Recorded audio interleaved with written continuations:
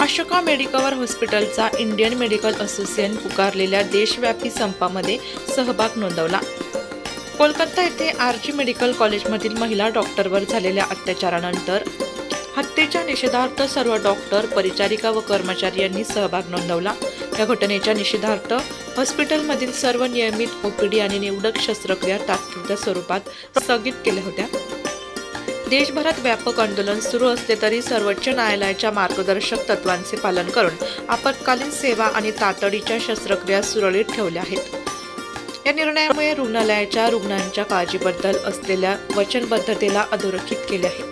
Ashoka Medicover हॉस्पिटलचे medical director doctor Sushil पारख यांनी या आंदोलनाचे महत्त्व सांगितले। आरोग्य व्यावसायिक हे आपल्या समाजाचे आधारस्तंभ आहेत, जे आपले आरोग्य आणि कल्याण सुनिश्चित करण्यासाठी अविरहितपणे कार्य करतात। त्यांचा आवाज ऐकला जावा आणि त्यांचे अधिकार संरक्षित केले जावेत।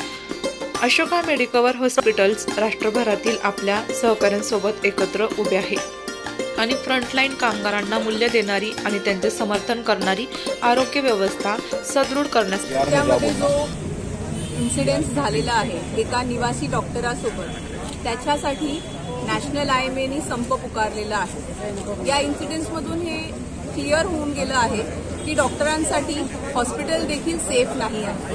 हॉस्पिटलची सेफ्टी, एस्पेशली गव्हर्नमेंट हॉस्पिटलमध्ये काम करत असणाऱ्या रेसिडेंट डॉक्टरची सेफ्टी ही संपूर्णपणे सरकारने घ्यावी।